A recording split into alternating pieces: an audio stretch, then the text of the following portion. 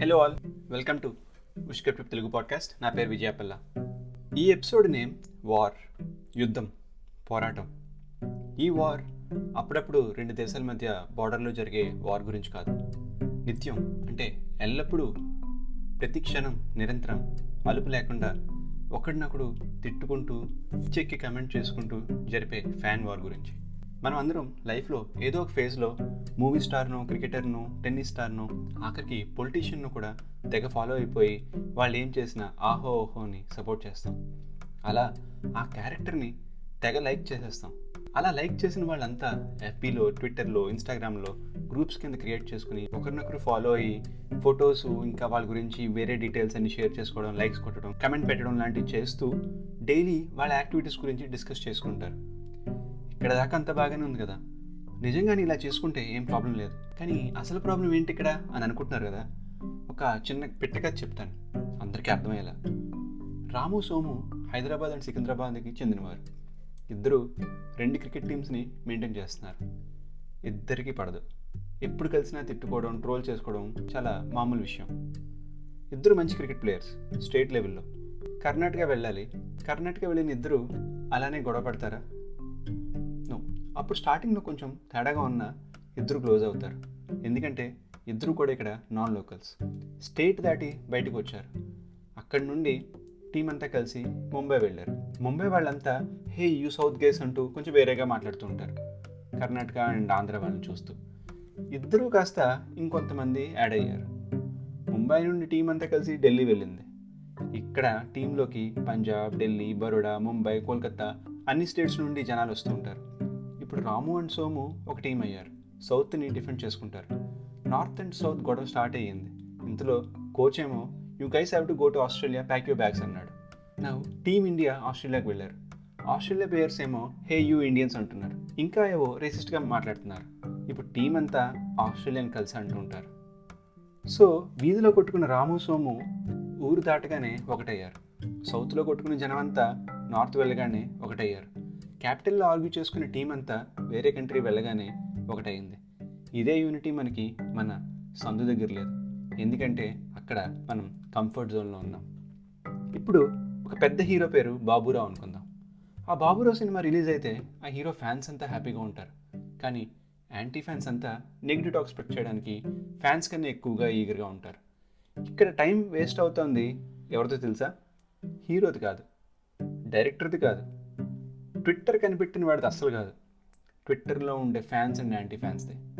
Release చేసిన ప్రతి cinema poster నుండి, సినిమా హాల్ నుండి వెళ్ళి ఓటీటీలో రిలీజ్ అయ్యే వరకు ట్విట్టర్లోనే కొట్టుకుంటూ చేస్తారు. బాబురావుకి మనీ వచ్చింది, బాబు గారి సినిమా తీసిన ప్రొడ్యూసర్కి మనీ వచ్చింది, డిస్ట్రిబ్యూటర్స్ కూడా హ్యాపీ. కానీ ఫ్యాన్స్, యాంటీ ఫ్యాన్స్ మాత్రం డే అండ్ నైట్ వార్ చేస్తూనే ఉంటారు. పోనీ ఆ సినిమా అయ్యాక ఊరుకుంటారా అంటే లేదు. 1 year యానివర్సరీ #, స్టార్ట్ చేస్తారు. అప్పుడు మళ్ళీ ఓల్డ్ ట్వీట్స్ అన్నీ బయటకు తీసి రీట్వీట్ చేసి గోల్ చేస్తారు. ఇలా ప్రతి ఇయర్ అదే రోజు ఆ సినిమా గురించి పోట్లాడుతూ ఉంటారు. ఇమాజిన్ ఇప్పుడు అలా ఇంతమంది హీరోస్ ఉన్న ఇండస్ట్రీ మనది. ఎవ్రీ డే ఏదో ఒక సినిమాది యానివర్సరీయో, లేక పోస్టర్ రిలీజో, లేక ఆడియో ఫంక్షన్ ఏదో ఒకటి అవుతూ ఉంటుంది. ట్విట్టర్లో ఎంత జాబ్లెస్గా ట్వీట్స్ వేస్తున్నారో ఒక్కసారి ఆలోచించండి. ఆ హీరో పిఆర్ఓ టీమ్కి మనీ ఇచ్చి వాళ్ళ చేత ట్వీట్ వేయిస్తే నువ్వెందుకు తెగ పిసికేసుకుంటావు? హే, మనోడ్ సినిమాని ఎవడు నెగిటివ్గా మాట్లాడినా వాడిని ట్రోల్ చేయాలని డిసైడ్ అవుతావు. మీమ్స్ తయారు చేస్తారు, మార్ఫ్ పిక్స్ పెడతారు, అసలు లేచిన దగ్గర నుండి పడుకునేదాకా అదే డిస్కో మెయింటైన్ చేస్తారు. ఫ్యాన్స్ నైట్ అంతా పడుకోకుండా సినిమా కోసం వెయిట్ చేస్తుంటే యాంటీ ఫ్యాన్స్ అమ్మో వీడి సినిమా ఎక్కడ హిట్ అవుతుందో ఏమో అని భయంతో, డౌట్తో నెగిటివ్ టాక్ స్ప్రెడ్ చేయడంలో బిజీగా ఉంటారు. సినిమా హిట్ అయితే నీకు రూపాయి రాదు, పోతే నీ రూపాయి కూడా పోదు. నిజానికి ఇది ఎక్కువగా చేసే వాళ్ళ వయసు 16 నుండి 27 దాకా ఉంటుంది. అంటే 16 to 27 years old. బూతులు తిట్టుకుంటారు. ఇంట్లో ఆడవాళ్ళని, కన్నవాళ్ళని, అలా అందరినీ తిడుతూ, ఇంకేంటంటే అవతల వాడిని చూడడం లేదు కదా అని నానా మాటలు అనేయడం. మనుషులైనా వీళ్ళు అనిపిస్తుంది ఒక్కొక్కసారి. ట్విట్టర్, ఫేస్బుక్, ఇన్స్టాగ్రామ్ మన కంఫర్ట్ జోన్స్. నిజానికి ఫేస్ టు ఫేస్ ఎదురైతే ఎవరు కూడా అలా మాట్లాడుకోరేమో. జస్ట్ బికాజ్ మనమేవిడో వాడికి తెలీదు, వాడేవడో నాకు తెలీదు, ఒక మాట అనేద్దాం, టైం దొరికినప్పుడల్లా ట్రోల్ చేసేద్దాం. ఎంత టైం వేస్ట్ అసలు. నీ హీరో కలెక్షన్స్ డిఫెండ్ చేసుకోవడానికి నువ్వెవడివి అని ఒక్క నిమిషం నువ్వు ఆలోచించు. అది కాదన్నా, మా హీరో కలెక్షన్స్ కట్ చేసి వాళ్ళ హీరో కలెక్షన్స్ ఎక్కువ వేసుకుంటున్నారని ఫీల్ అవ్వడం వల్ల నీకు కట్ చేసిన అమౌంట్లో ఏమైనా ఇస్తారా? పోనీ అలా కట్ చేసిన అమౌంట్ నీ బ్యాంకులో ఉండి తీస్తున్నారా? నీ హీరోకి రెమ్యునరేషన్ అందాక ఆయన గమ్మునుంటాడు. నీకు నీ బ్యాచ్కి ఎందుకు కలెక్షన్స్ కోలా? మీ సినిమా ప్రొడ్యూసరే కామ్గా ఉంటున్నాడు. మీకెందుకు ఎంత కలెక్ట్ చేసిందో, ఏ సినిమాని బీట్ చేసిందో? ఇది ఎంత చీప్గా ఉంటుందంటే state record, overseas record, area wise record, town record, theatre record, ఆఖరికి ఎంత దారుణం అంటే day to day, show to show collections కూడా చార్ట్ వేసుకుని కంపేర్ చేసుకుని ఫైట్ చేసుకుంటారు. సీడెడ్లో మా హీరోని కొట్టినోడు లేడు అప్పుడు, నైజాం నవాబ్ అని ఇంకొకడు. ఎప్పుడు మారుతుంది ఇదంతా? మనలాంటి గరీబ్సే అలాంటి నవాబ్స్ని తయారు చేస్తున్నాం. ఎప్పుడూ గరీబ్గానే మిగిలిపోతున్నాం. మీ హీరోకి వచ్చిన మనీతో మంచి చేసినా చెయ్యకపోయినా నీకు ఆ మూవీ ప్రొడ్యూసర్ నుండి ₹1 రాదు. అండ్ నువ్వు వేస్ట్ చేసిన టైం నీకు అస్సలు తిరిగి రాదు. ఆ ట్విట్టర్లో ఫ్యాన్ వార్ వల్ల నీకు ₹1 రాకపోగా ఎంత చెడు జరుగుతుందో చెప్తాను నేను. ఫ్యూచర్లో జాబ్స్కి సైబర్ క్రైమ్ వాళ్ళు యూజర్ ప్రొఫైల్స్ని చూస్తారు. ఆల్రెడీ కొంచెం స్టార్ట్ చేశారు. నీ ఈమెయిల్ ఐడీస్ అన్నీ ఆల్రెడీ చాలా సైట్స్లో ఉంటాయి. నీ ప్రొఫైల్ ఓపెన్ చేస్తే అందులో అన్ని ట్రోల్స్, బూతులు ఉంటాయి. నీ మైండ్ సెట్ వాళ్ళకి అర్థమవుతుంది. ఇతను ఎవడో చిత్కా చిల్లర పిల్ల గొడవలు పడేవాడిలా ఉన్నాడు, పిచ్చ లైట్ క్యాండిడేట్ పక్కన పెట్టండి అని అనుకుంటే నీకు జాబ్ రాదు. నువ్వు ఎంత టాలెంటెడ్ అయినా నీతో కంపీట్ చేసే క్యాండిడేట్కి ఇలాంటి ప్రొఫైల్ లేకపోవడం వాళ్ళకి ప్లస్ అవుతుంది. సోషల్ మీడియా అంటే మీద పడిపోయి కమెంట్స్ పెట్టేసి కాల్ చేసేయడం కాదు. సోషల్ అంటే helpful, calm, friendly to everyone అర్థం. మార్పు కోసం మనం 10 ఊర్లు తిరిగి పంచాయతీలు పెట్టాల్సిన పని లేదు. నీ ఇంట్లో నుండి మొదలవ్వాలి. ముఖ్యంగా 16 to 27 ఇయర్స్లో ఉన్నవాళ్ళు. మీరంతా కూడా చాలా టైం వేస్ట్ చేస్తారు ఈ ట్విట్టర్, FBలో కమెంట్స్ మీద. తెలుగు హీరోస్ చాలినట్టు తమిళ హీరోస్ వర్సెస్ తెలుగు హీరోస్ అని ఇంకో థ్రెడ్ స్టార్ట్ అయితే అక్కడికి పోయి తెలుగు హీరోస్ని డిఫెండ్ చేసుకుంటూ తమిళ హీరోస్ మీద గోల్ చేస్తారు. పక్కోడు గడ్డి తింటే మనం గడ్డి తినాలా బ్రదర్? ఆడవాళ్ళు అన్నింటిలోనూ ఉండాలని అంటారు. ఇందులో కూడా ఉన్నారు. నిజంగా మీరు నమ్మాల్సిందే ఆ విషయం. బాయ్స్తో ఈక్వల్గా ట్రోల్స్ వేస్తారు. రెచ్చగొట్టడం ఒకటి కాదు. ఇదంతా కూడా మీరు మీ లైఫ్ అంతా చేయరు. ఒక పాయింట్లో గివప్ చేస్తారు. అది ఎప్పుడో తెలుసా? లైఫ్లో కొన్ని బాధ్యతలు, బరువులు పెరిగాక. అప్పుడు మీ పాస్ట్లో మీరు చేసిన ఈ కమెంట్స్ అండ్ ట్రోల్స్ని తలుచుకుంటే మీ మీద మీకే అసహ్యం పడుతుంది. ఎందుకురా అంత ఆవేశపడ్డా నా హీరో గురించి? ఆ సినిమా ఎంత కలెక్ట్ చేస్తే నాకు ఎందుకురా అని అప్పట్లో అని చాలా ఫీల్ అవుతారు. అప్పటికి చాలా టైం వేస్ట్ అవుతుంది. నువ్వు స్ప్రెడ్ చేసే negative talk won't decide movies fate. ఆడేది ఆడుతుంది, పోయేది పోతుంది. ఎప్పుడూ దాన్ని మార్చలేడు. నీ చేయి నొప్పి, తలపోటు తప్ప నెగిటివ్ టాక్ స్ప్రెడ్ చేసినంత మాత్రాన మూవీ రిజల్ట్ చేంజ్ కాదు. ఇది నీ బుర్రకు ఎక్కిన రోజున నువ్వు బాగుపడే ఛాన్సెస్ ఎక్కువ అవుతాయి. ఇప్పుడు ఇలా ఫ్యాన్ వార్ చేస్తున్న వాళ్ళంతా కూడా వేస్ట్ అని చెప్పడం లేదు. నాకు తెలిసిన వాళ్ళు చాలామంది ఐటీలో మంచి పొజిషన్లోనే ఉన్నారు. కానీ వారంతా ఫ్యాన్ వార్ చేయరు. వాళ్ళ favourite hero movie trailer release అయితే రీట్వీట్ కొడతారు. కింద వచ్చే కమెంట్స్ని పట్టించుకోరు, లైట్ తీసుకుంటారు.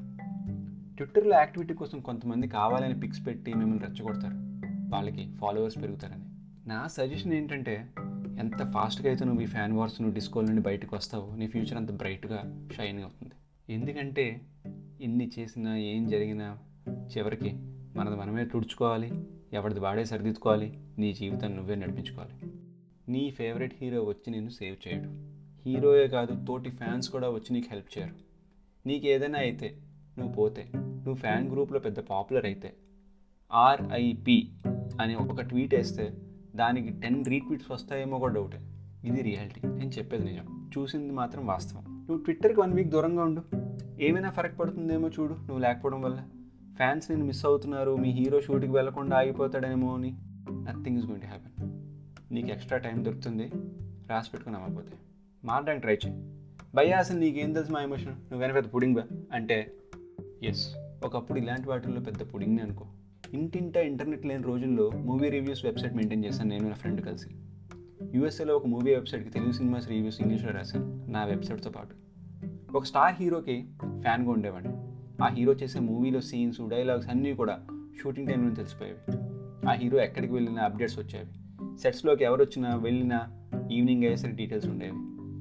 ఏంటి ఇదంతా ట్విట్టర్, FB, ఇన్స్టా, మొబైల్లో డేటా లేని రోజుల్లోనే చేశాను. PRO టీం ట్విట్టర్లో అప్డేట్స్ ఇచ్చే సైట్స్ లేని రోజుల్లోనే పెద్ద తోపుని అన్నీ దగ్గరుండి చూశాను.